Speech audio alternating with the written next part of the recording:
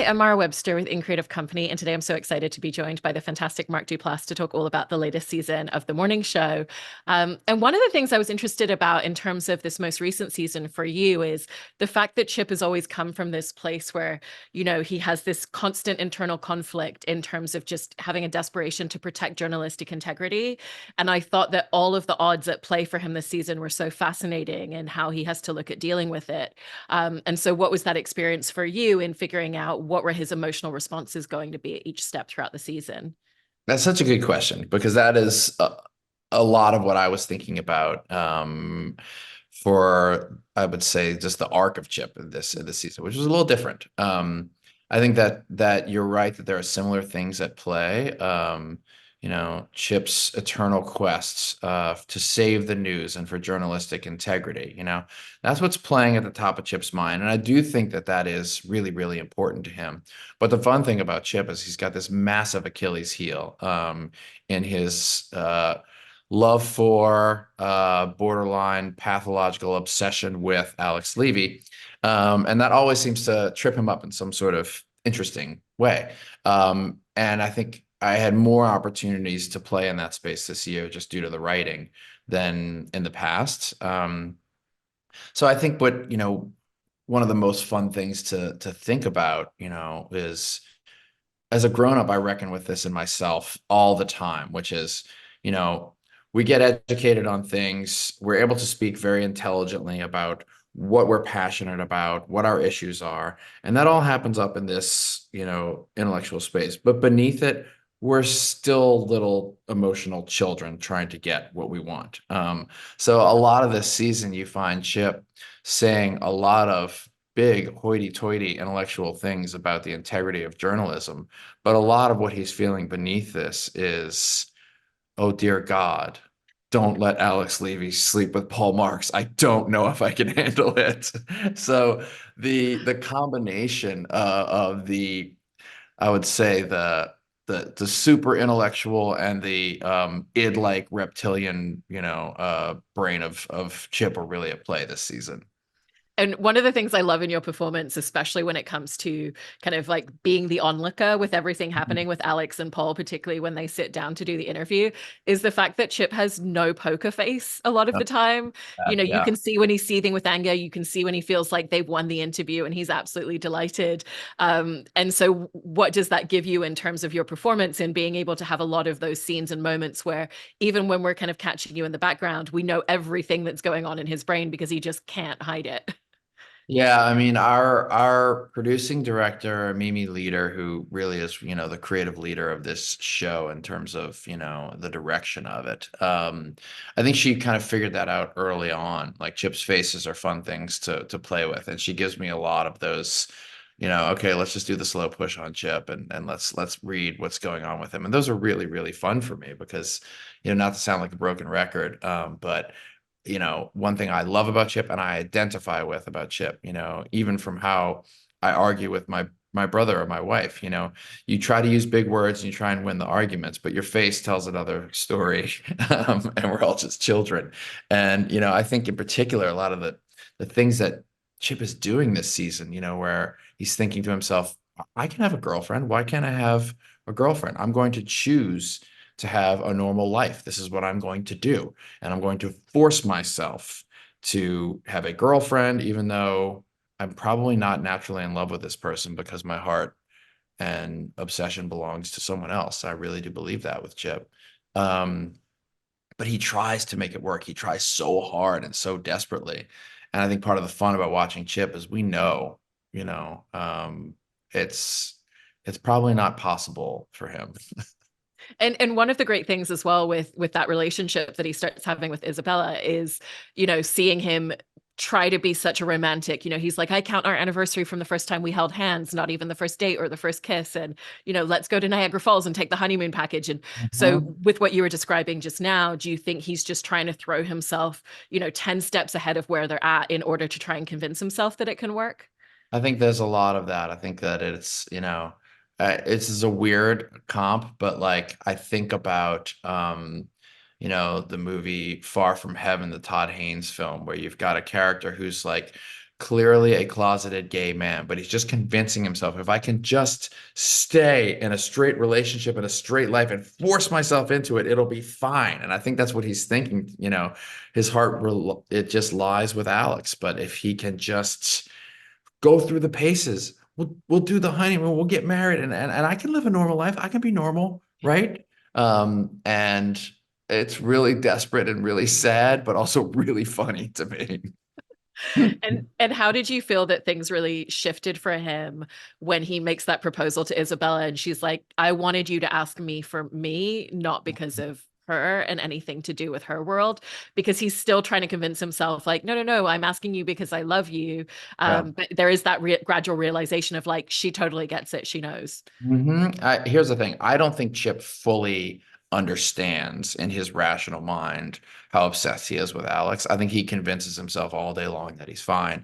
So I think that it's a shock to him in that moment. And I think for about 3 to 4 seconds, he allows himself to maybe examine that might be the truth. But then I think immediately he kicks into overdrive again and think, oh no, she's totally wrong. It's not that. It's not that. It's not that at all. So that's the fun thing about Chip and Alex. It's the greatest will they or won't they relationship that's basically one-sided. And I get to play it all day long. So I think that, after that scene with Isabella, a normal human being, and when I say normal, I just mean someone with a healthy emotional EQ, would realize, oh, she's right, and go to see a therapist and try to move on. But that's just not Chip.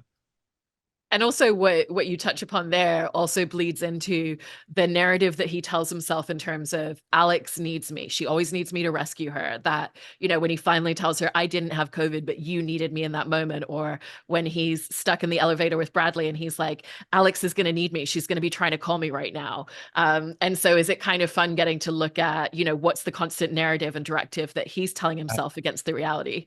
Absolutely. I mean, I think that when you look at Chip, this is a guy who's had a couple of divorces. He's got no kids. Now his career is in jeopardy. What does he have? Who actually needs him? There better be someone, because if not, it's going to get real dark and real scary real fast. So the interesting part is that I don't think it's full delusion how much Alex does need Chip. I think he needs to convince himself of that.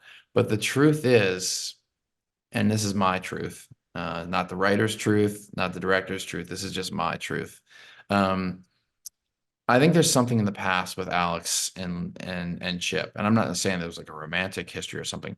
I think there's maybe an instance, maybe a certain time that has created a deeply unhealthy pathological reliance. And there's a lot of talk about, is Chip Alex's whipping boy, but I think she also needs him there. And I think you can see in that scene in episode 8 when she actually fires him, there's terror on her face. She's like, I don't need him. Oh God, what am I gonna do without this person that, even though it's unhealthy, that has filled this void? And I think when Chip says these incredibly emotionally manipulative and puerile things like, yeah, I didn't have COVID. I was just there and I lied to you. I mean, it is him trying to remind her of how much he does for her, how much he wants her to need him, and it's just so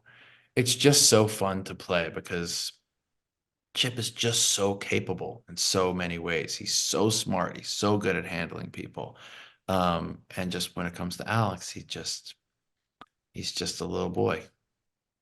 It's such a great point. And as well, I love that you're bringing up episode 8 because that argument between them is so combustible. And it feels like that argument is nothing to do with what's actually happening in that particular moment. That argument is all of the years that they've worked together, all of the grievances and things that he's been holding on to for forever. That's exactly why he brings up COVID. That didn't happen recently in the current timeline of the show. And so, how did you want to go into a scene like that, making sure that it was touching upon all of their history together? Yeah, to me, that scene is very similar to the moment when, you and your spouse, partner, or even, best friend, roommate, are having an argument about the way they load the dishwasher.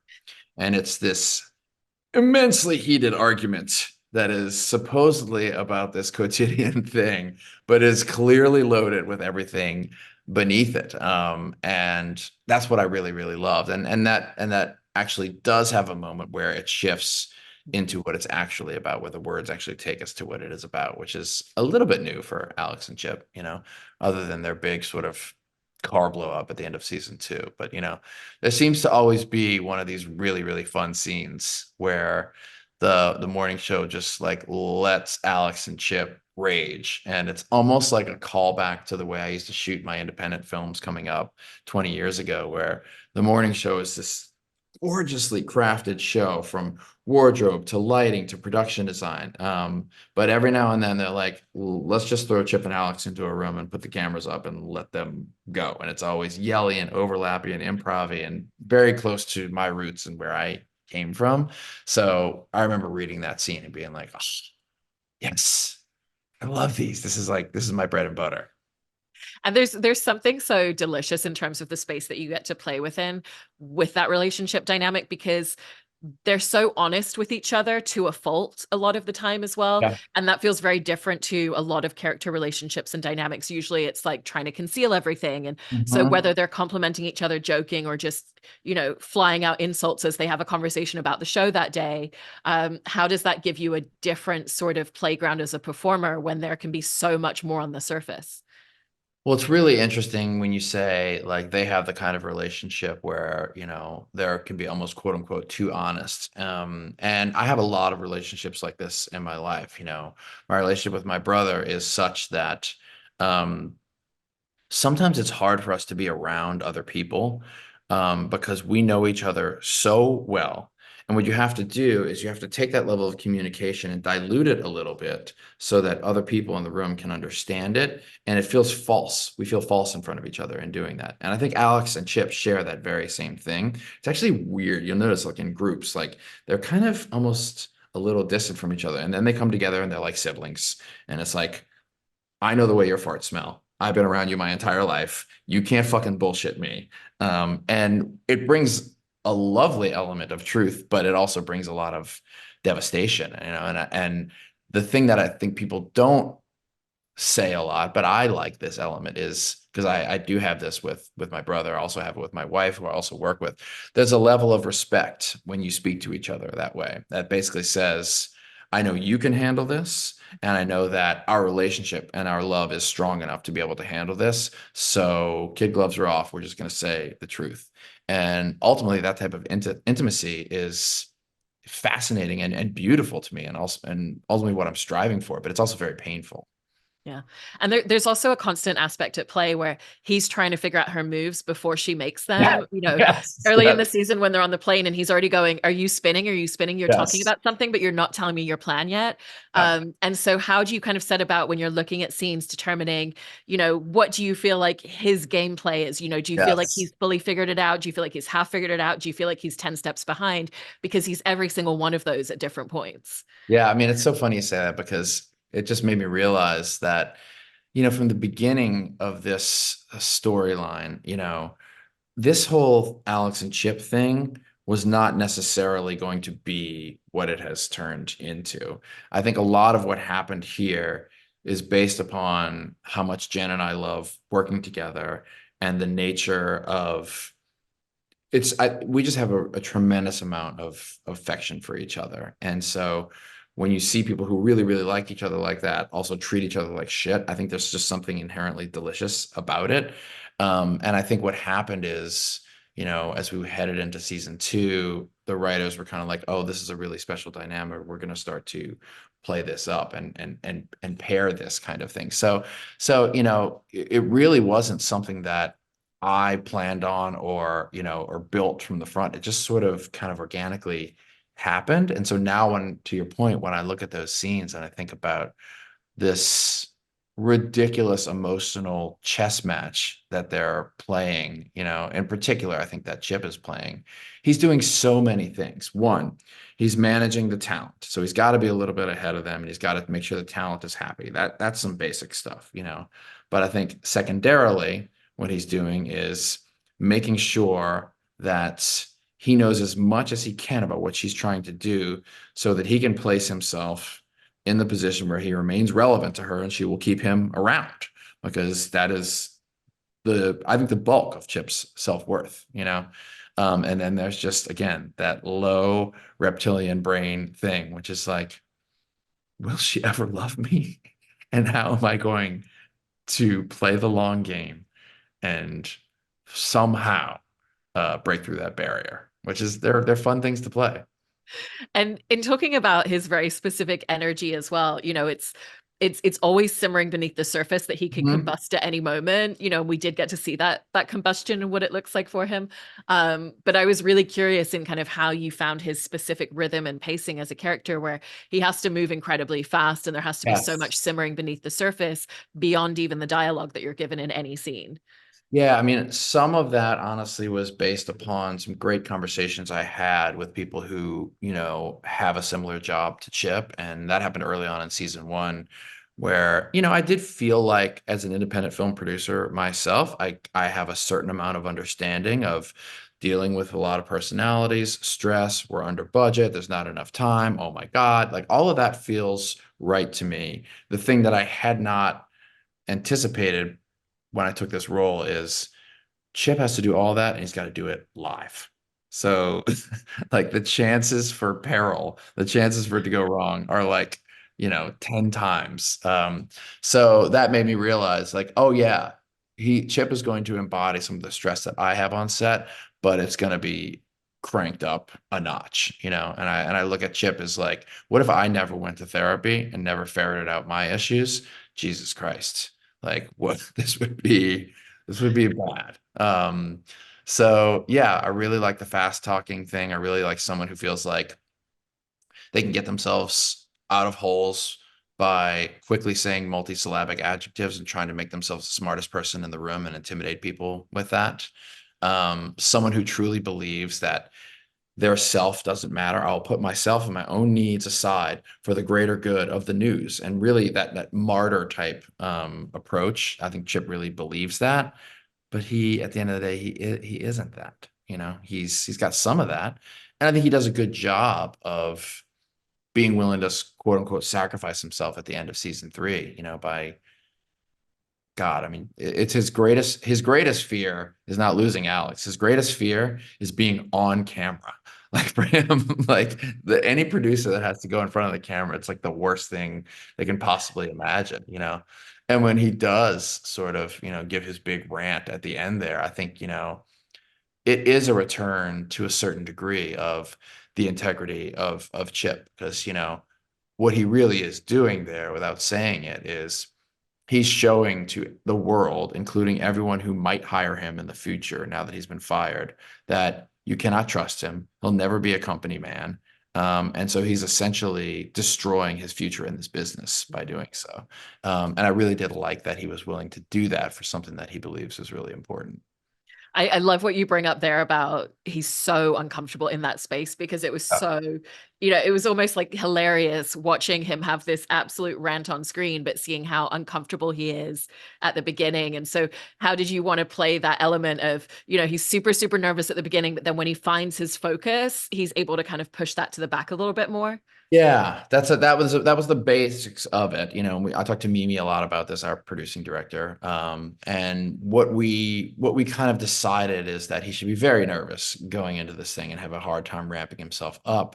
But that it should also tap into something in him, a strength and a resolve that we haven't quite seen since season one. And when it does push come to shove, reveal that. But something I wanted to bring to it was a level of anger and frustration that is, yes, related to where the world is and what's wrong with the news.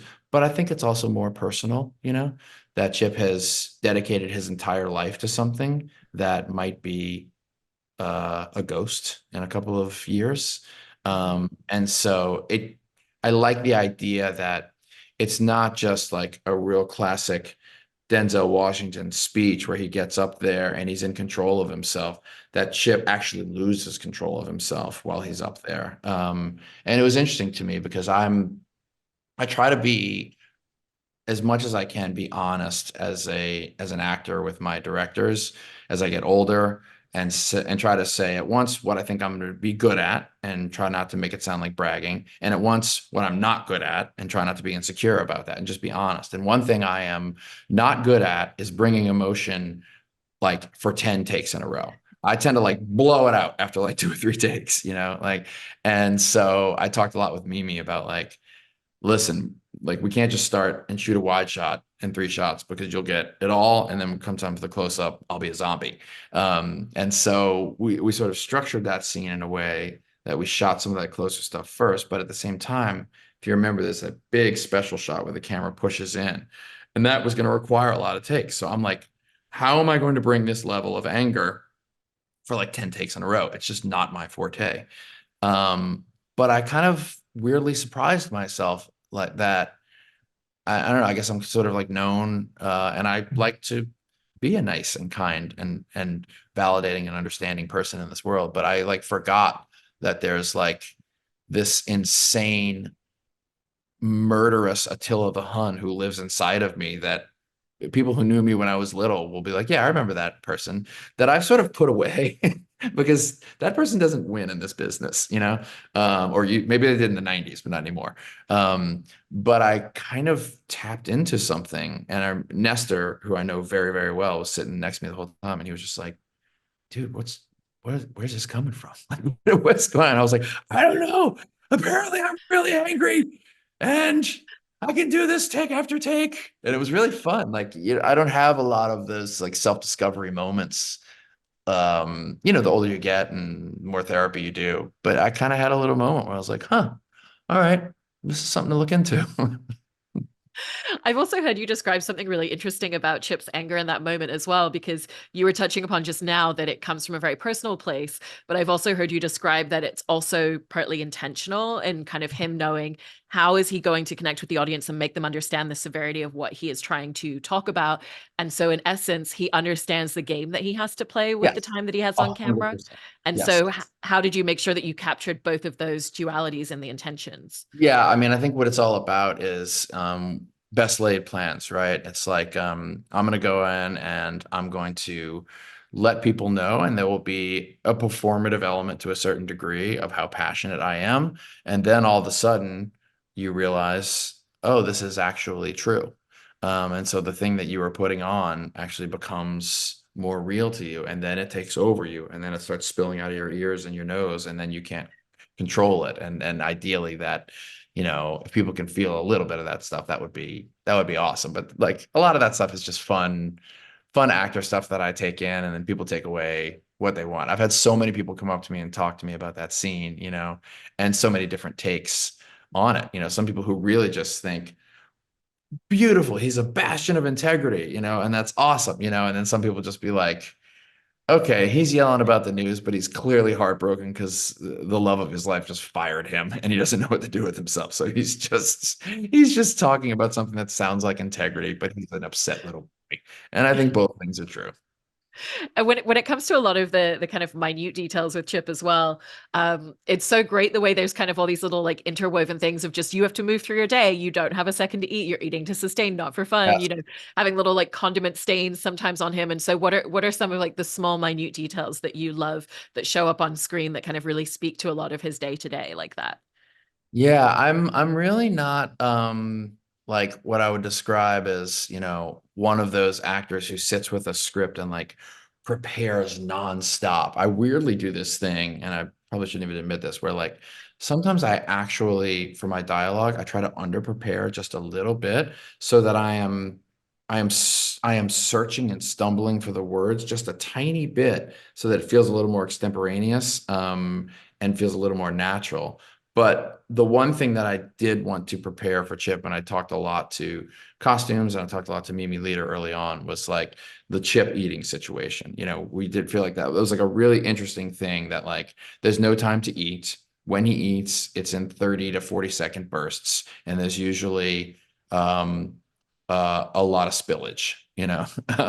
So we built in a lot of like mustard on the sleeves, and I feel like, when this show is over, someone, from the Food Network should really come on and do a detective hunt of like, what did Chip eat on this day and what's on his collar and cobble together the meals. I mean, the truth is it's mostly pretzels and hot dogs and sandwiches. He's not eating well. But that was like the one sort of fun little like, for lack of a better term, like actor boy choice we made early on that for Chip.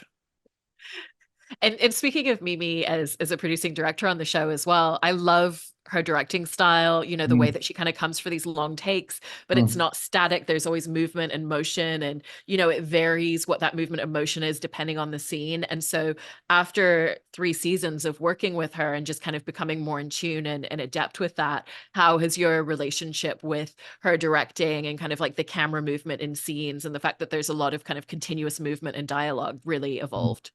I have a very close relationship with Mimi, and we have a lot of love for each other and there's a lot of mutual respect. And I just wish she would direct all of the episodes, but I know she can't. But she's gonna do a bunch for season 4, so I'm excited about that.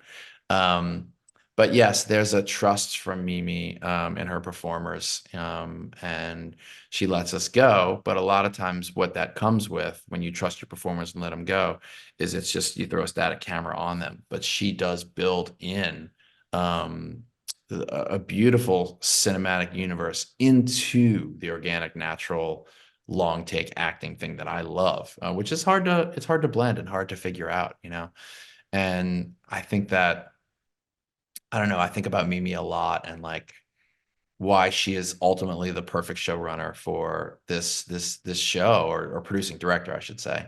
Um, is that, and this is maybe a projection on my part, but she came up in this business when there weren't a lot of female bosses, and she probably didn't have all the best bosses, and probably spent some time thinking about what's it going to be like when I'm the boss. And she does it so well because of that. And I think that she's a lot like Alex Levy in that way. Alex Levy ate shit in this business under male leadership for a long time and is now like, you know what? Fuck you guys. You screwed this whole thing up. Give me the baton and I'm going to run with it. And Mimi's got the baton now. And it's really, really fun to watch someone with her experience level all the time in the industry feel like a kid in a candy store where she's like got her shot now, and it's really inspiring. It's so wonderful, especially when you have that relationship with the director on any project. And this has been Mm. such a great season in terms of Chip's arc and everything that you've been able to bring to your performance. So thank you so much for talking about it, Mark. I appreciate it. Thanks, Mara.